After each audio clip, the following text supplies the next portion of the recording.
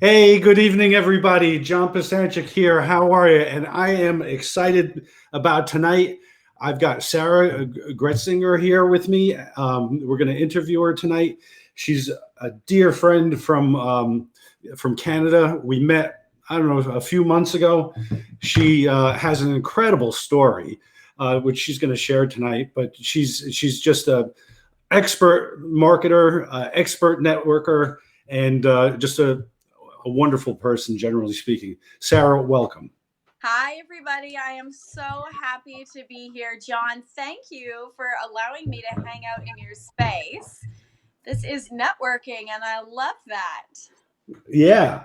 So I'm just going to jump right into it. You have an incredible story. You know how you think how things evolved for you. Why don't you share that with everybody? Yeah, so I'm Sarah Gretzinger, for those of you who don't know me, and I actually have a almost 10-year marketing background. And through, spending a lot of years, I feel like that's giving away my age. I got to be more careful as I say these things while I get older. But over the years, working with literally dozens and dozens of entrepreneurs while marketing, I learned two fundamental truths is that entrepreneurs, small businesses typically don't have a solid foundation to grow from. And there's this constant, should I do this? Shouldn't I do that? Is this the right person to work with? Do I need to try these things to grow my business? And there's just really a lack of clarity because there's so much information out there. And the second thing is that entrepreneurs really struggle with leads, but not just bringing in leads, the entire process. So I jumped out of networking because I really wanted to empower entrepreneurs to strengthen their foundation and bring the right leads into their business so they're not wasting time, allowing them to create the quickest pathway to success. And that's a little bit about me. Oh, that's great. That's great. Or did So you want the nitty-gritty story? Because there's one of those too. so you kind of touched on it a little bit that you started your career in marketing, and then you moved over into networking because you wanted to empower people, and that's such a important statement because most people don't know how to network. When I decided I wanted to do, be an entrepreneur, that was an area that I had to look at and say, okay, what do I do here? What do I do here? What do I do next? And the vast majority of people are in that space, so that is really, really good.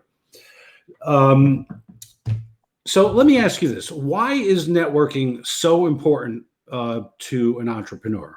What is it about it that? I'm not going to give you the typical answer. So, we all know that networking is a great source of lead generation, and it really is. It's so important. You want to have hot leads, warm leads, but what I understood about entrepreneurs is that they really don't know how to market their business. And so that's not true for everyone, but as a marketer, what would happen is entrepreneurs would come to me wanting to hire me. I'd be their third, fourth, or fifth stop, right, on their marketing journey. And they'd kind of come to me and be like, hey, Sarah, I have exhausted all these different things. I've thrown spaghetti at the wall. I hired this coach. I did this webinar, took that program, recreated my company, rebranded 6, 7, 8 times, and it's not working. And so I would work with them, do their marketing. And even when I would work with them, being an expert in the industry, it still wouldn't work. And the truth was that they didn't really have a business. I could bring them in leads, I could get them exposure, I could strengthen the brand, but they didn't really have all the pieces together. And so I think that when entrepreneurs look at networking on a broader spectrum, for me, it's really two pillars. Who do we need to help operate our business? Whether it's hiring someone or the experts that we want to learn from or the people that we want to collaborate with to support the foundation. That's really one pillar of it. And we need to have and know those people. And using networking to meet them is an incredible way to source that out, right? Maybe you don't need to hire someone to do all these different pieces. Maybe you could just go learn from a really great expert. Or maybe you do need to hire, but having other people who can, validate that person is going to help you make better decisions.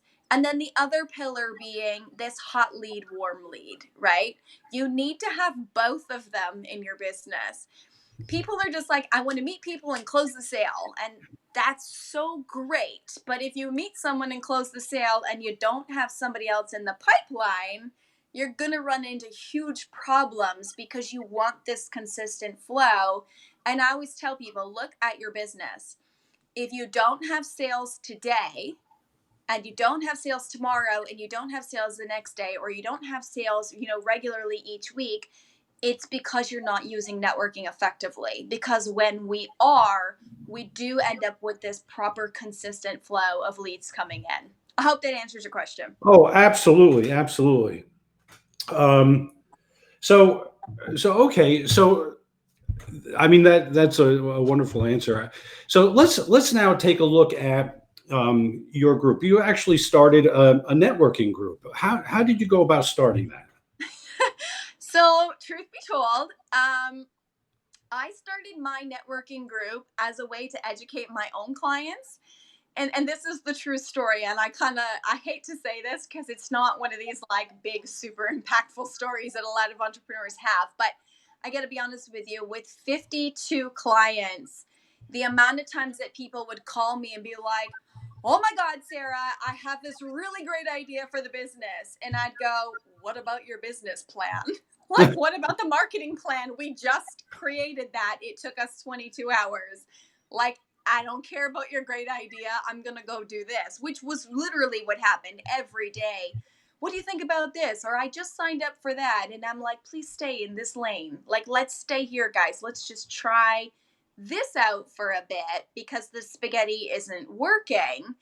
And so to eliminate me having to get on, 500 phone calls a week or my team having to do it, I actually just created the event in order to get me and them in one spot so Hmm. I could educate them on foundation while allowing them to network with each other. So what would happen is I would talk about business strategy and I would engage with my own clients and get them to, raise their hand and tell a little bit about their challenges. But what the really unique thing was that they would all start jumping in. And instead of it being, this networking event where we pitch, pass, and pray, pitch our card, or pitch our business, pass our card, and pray someone's going to call us, they were all learning together about how Okay. to do business. And, the web developer in the room that was trying to build their web development business was able to give insight to the other entrepreneurs who were like, well, I think I need a website. And so without selling to each other, they were able to build this relationship. And from there, I thought, okay, how many other entrepreneurs are out there struggling with this same foundation problem and not really knowing who they needed as a lead? And so we started inviting the local community, entrepreneurial community to come out. And from there, it just got bigger and bigger and bigger to the point that one of my clients in Las Vegas contacted me and said, hey, we keep hearing about this event you're having. We keep seeing it pop up on your social media page. Would you be willing to come here and host it in our hotel? We would love to attract entrepreneurs. So I went from this like very small town event to flying to Las Vegas every month hosting. Hmm. And from there, we've branched into 30 cities across Canada and the US in 2 amazing years because that is the power of having a foundation. Yeah, absolutely. So yeah, I mean, I was just about to get into that. You really grew this thing in short order, and you're now international, Yes. right? And how many cities are you in now? So we're operational in 30 cities. Now, some of those cities are only operational. I shouldn't say only because there's a lot of power in online networking, but some of those cities are operational online, and because I can't be in 30 cities every single month, although I would love to, we're in the process of bringing on takeover hosts to fulfill those cities so that they can help serve the entrepreneurs, so that they can connect and be the connectors and leaders of that community. Right. And yeah, kind of localize it. Yes. Yeah. Localize it and globalize it at the same time, right? Yeah. Some businesses are really central, right? Like your mortgage brokers, they really need that close knit community, but the business coaches at the events, they might want to get connected to hosts in other cities. And so we've created, I call it a network within a network within a network. We've got partners, we've got hosts, and we've got networkers, and everybody really works together to Mhm. make sure that that education and that networking is happening on a local and global scale. Yeah. So with your network group, how many members do you have? So we just hit 13,000 people Wow. in our community in 2 years. And to be honest with you, during that 2 years, I actually took 5.5 months off. So, I mean, the community was still growing, but it dramatically paused for a little while there. And while I was traveling, it just like this year, it really expanded massively, bigger than we ever imagined it would. And yeah, and that's absolutely amazing to have that kind of growth in 2 years with Yeah. a 5 month pause, no less. Exactly. And you know what? To speak to that, it really is. It's not even just some really clever marketing plan. I mean, marketing plays a huge role, and having the right marketing plan, having the right marketing tools is crucial and essential.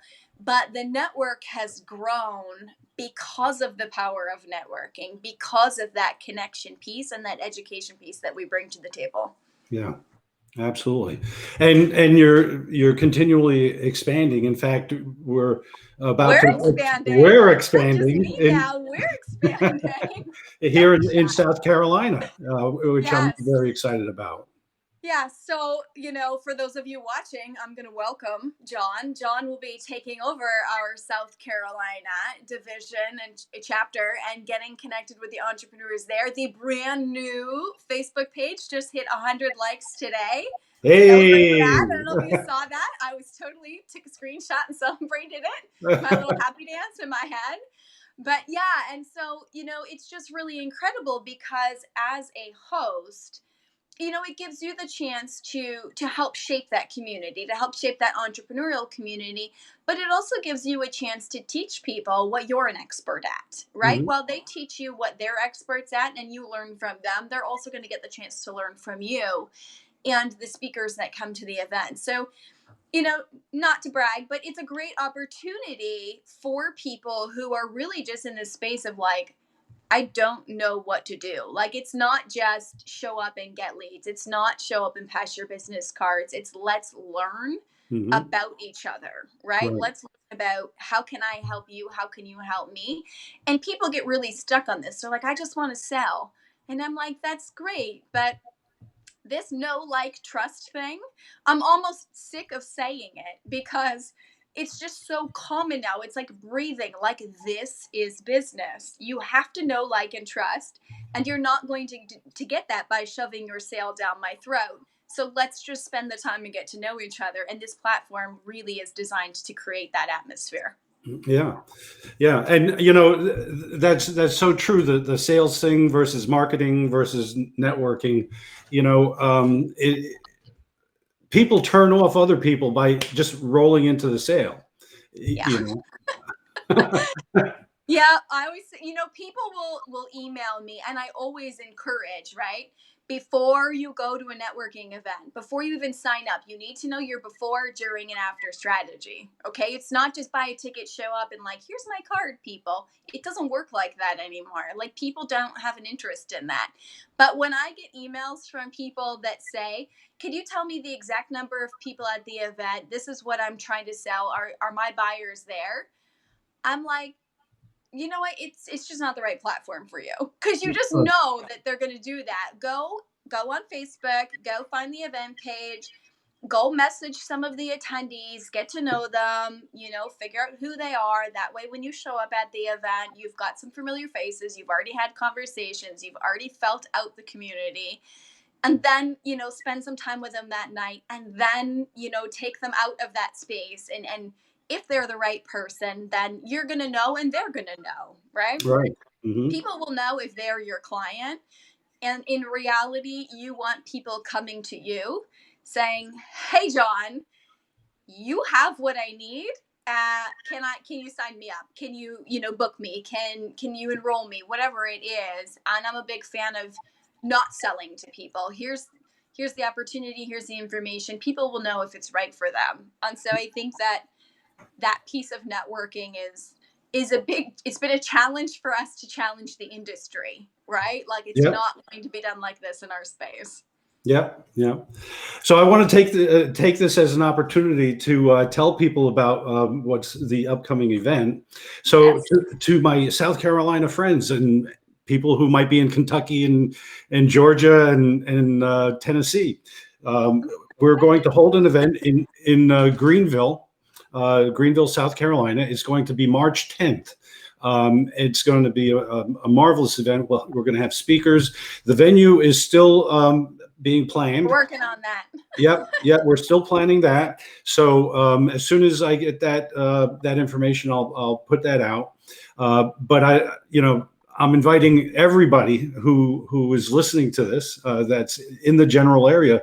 Come, kind of save the date for March 10th. It's I believe 7 to 9 p.m. Yep. 7 to 9, and it's going to be a wonderful, wonderful event. It's going to be wonderful because we have the expertise of Sarah, guiding this. So I'm looking at this as it's going to be a fantastic event. Really looking forward to hosting that.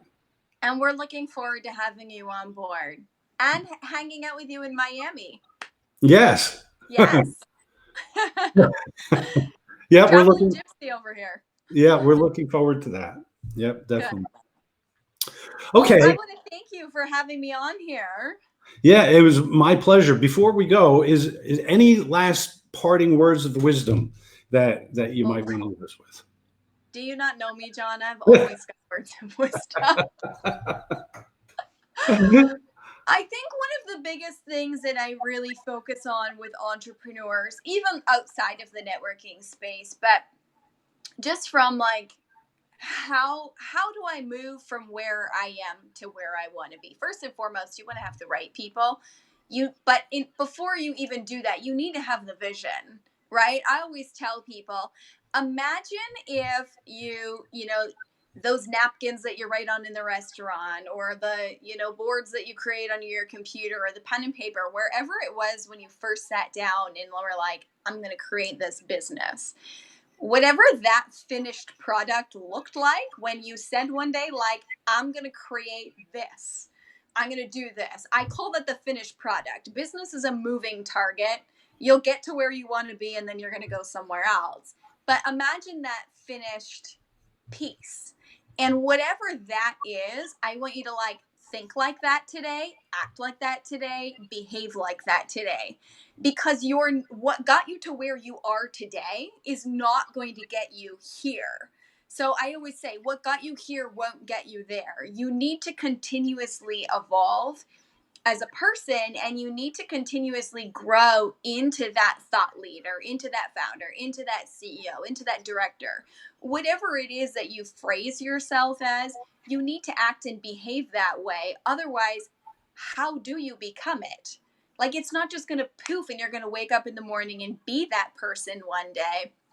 You have to act and behave that way in order to create that, because we're creators as entrepreneurs, and we're creating the business of our dreams. And so in order to create that, we must create that person within ourselves. And I think that a lot of entrepreneurs are like, I'm going to start here, and when this happens, then I'm going to do that. And I always tell this funny story, and people think I'm crazy, but it's a true story. I remember when I was in marketing and I wanted to hire staff. And I was like, I don't know how the heck this is going to work. I don't know what these people really need to do. I just know that I can't handle. I think we had 17 clients. I had 17 clients at that time. And I was working like 20-hour days. I was like, I can't do this anymore. This is just not working.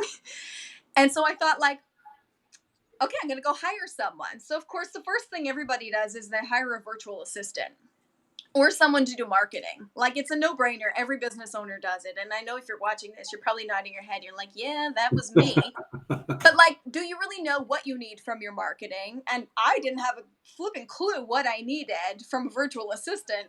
And she couldn't do half of what I actually needed because I couldn't even articulate to her what I needed because I just knew I needed help. I didn't really know. And that's a space a lot of people are in. They don't really know exactly what they need. So I let go of my marketer and my virtual assistant because I was like, I'm paying these people and they're really not doing anything. Not because they weren't good, but because I wasn't a good leader, right? I couldn't communicate it properly. And so I mapped out every role that I needed for my perfect company. And I just thought, okay, in order for this to operate this way, these are all the roles. Okay. And these are all the tasks for all the roles. And so I'm just going to do this for the next 6 weeks. I'm going to be like the social media person from this hour to this hour. And like, that's it. I'm just the social media person. I'm going to act and behave this way. And I'm even going to fill in my own reports and report to myself. And it was the funniest thing ever because I'd fill in my reports and then I'd go to my report day and I'd sit down and I'd read the reports. But what happened was I realized that I didn't have any of the actual information I needed. So had I have hired someone, paid them all that money, had them spend all the time doing that, they would have come to me with all the wrong information.